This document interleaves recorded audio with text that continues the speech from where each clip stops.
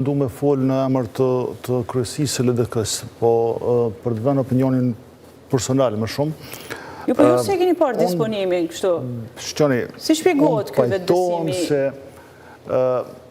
S'po unë mendoj ashtu se më shumë është çështje e orientimeve strategjike dhe politikave menaxheriale, por edhe çështje edhe e filozofisë dhe koncepteve që përfaqësojnë individ caktuar. Për arsye se leadershipi, ne duhet të kthehemi patjetër këtu, mos shkojmë shumë në histori zoti Kut. Leadershipi aktual i LDK-s e ka një çështje të tillë se mendon se historia fillon me ata. Fillon nga këtu. Edhe duke harruar të kaluarën. Nëse ne harrojmë të kaluarën, s'mund të ndërtojmë të ardhmen. Edhe ata duke filluar nga zeroja, lanë anash asetet e tyre që kishin, vlerat e tyre. Se mbrëm, zoti Salia i tha që nuk ishte bërë mirë Abdigjiku kur hoqi fotografinë e Ibrahim Rrugovës në një nga paraqitjet e para ti pas një palë zgjedhjeve. Jo, dua ta di brenda, jo zoti Salia, po unë po ju pyes, brenda partisë a protestoi dikush për një veprim të tillë? A i tha dikush Abdigjikut që nuk bën mirë ose jeni pajtuar me të keni parë veprim të Jo për ta akuzuar zotin Abdigjiku, po kur të qoftë se do të kishte bërë një veprim të tillë, do të kishte qenë një veprim i gabuar. Nuk e di e ka bërë, nuk e di s'kam qenë aty kur e ka bërë, s'di është diskutuar se jam në kryesinë e LDK-s tani, nuk e di është diskutuar atë çështje, po si veprim, nëse e ka bërë të tillë, jo vetëm ai, po kur të qoftë se e largon nga zyra e LDK-s fotografinë e Ibrahim Rrugovës, kjo dëshiron që Jo, me që thatë që tendenca është të fillojë historia me të, e lidha me atë deklaratë që LDK-ja nuk është vetëm çështja e fotografisë. Edhe nëse flasim për strategjinë provë, nëse shef në 3-4 vitet e fundit LDK-ja s'ka pas në opozitarizëm të qëndrueshëm. Ka bërë politik ad hoc, ka bërë politik duke i ndjekur qeverinë mbas veprimeve të qeverisë, jo duke i parapri, sepse është dashur që të orientohet drejt çështjeve të caktuara zhvillimore. Ka pas 1000 kauza prej standardit jetësor, duke fillu prej shportës, rrymës, izolimin ndërkombëtar, inflacionit të rritur, trendit ekonomik të ulët, dhe me asnjë nga këto nuk është marrë në 3 vitet e fundit, është marrë në një deklaratë ad hoc të individëve ose tani në fushatën zgjedhore. Dhe kjo ka ndodhur sepse ka humbur energji në gjëra koti, në gjëra të brendshme dhe nuk ka arritur ta bindë qytetarin e Kosovës se kauzat e qeverisë kanë qenë të rreme. Nuk ka argumentet që ka pasur në tavolinë nuk i ka përdorur zoti Abdigjiku, sepse është marrë me çështje dytësore. Ka harruar çështjen primare që është opozitarizmi. Edhe në një situatë të tillë, fajtori kryesor është leadershipi i një partie. Po, më herët thatë që është marrë më tepër me luftën e brendshme se sa me luftën e partitë tjera. Energjinë e ka shpenzuar në gjëra që cilat nuk kanë qenë primare për LDK. Atëherë nëse i ka marrë kaq shumë energji përpjekja për ta reformuar partinë nga brenda dhe i ka rezultuar kështu si formulë e gabuar, ku shihet, le të themi, gabimi ose mëkati i tij, apo jemi të tillë si shoqëri që nuk e pranojmë lehtësisht reformën dhe eliminimi kokave të mëdha ka shkaktuar këto lloj pakënaqësishe, këto lloj ndarjesh. Por nisna te kjo e fundit që tha eliminimi, historikisht LDK-ja ka pas largime të njerëzve. Edhe çështja e kultit liderit nuk është që Lumiri e ka promovu i pari, është pjesë të trashëgimisë së këtij subjekti politik. Andaj kjo nuk ka leju kur LDK-ja me kriju strukturat fuqishme. Ka mjaftu me pas liderin dhe kompromiset për qeveri kanë bo veç për presidentin, apo kuptan. Kanë bo kompromise me partit vogla, ja ka vënd qeverinë, qeveria ka qenë instrumenti kryesor me udhëhec shtetin, me menaxhu shtetin, me ndërtu politika, apo kuptan. Qysh prej themelimit LDK-s, ma dje dhe në fund në dhejta as themelus të LDK-s përveç Ibrahim Rrugovës nuk kanë met në pjesën kryesore të partisë.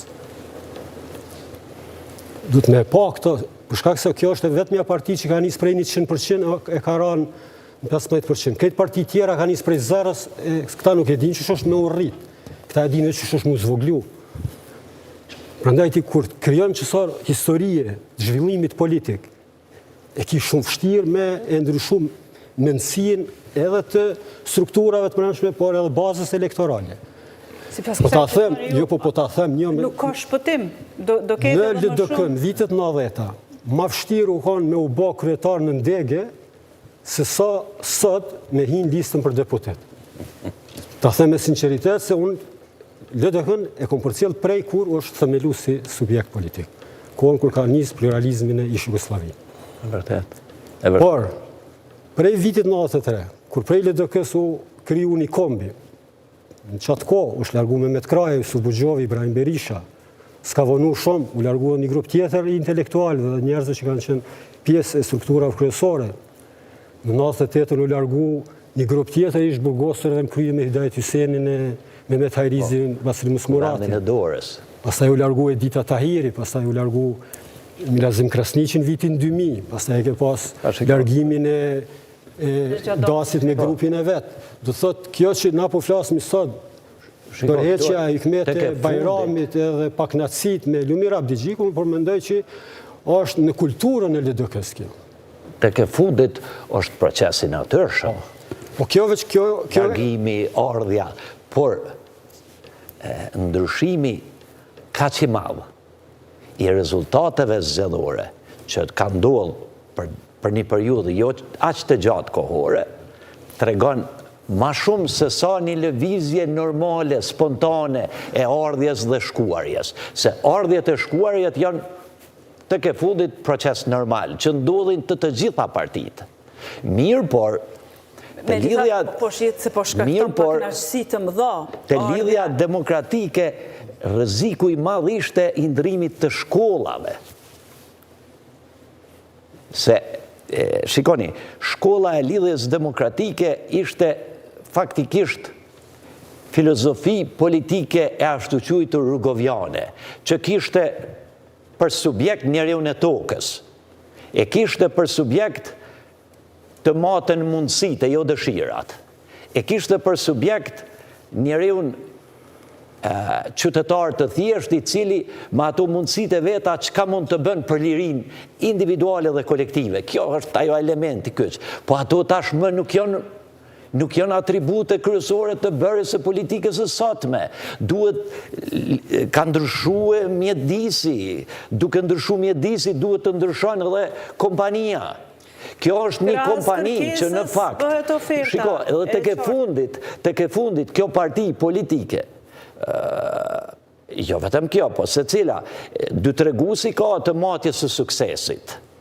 Është efikasiteti edhe efektiviteti, që në shumicën e rasteve i masin me rezultatet zgjedhore nga njerë. Pa marrë parasysh si realizohen efektet brenda, rezultati zgjedhor është sikur ai produktiviteti i punës që i treguohet punëtorit, sa është i mirë i keq në punë nuk na intereson shumë, sa ka produktivitetin. Edhe këtu, partitë politike maten me rezultatin zgjedhor.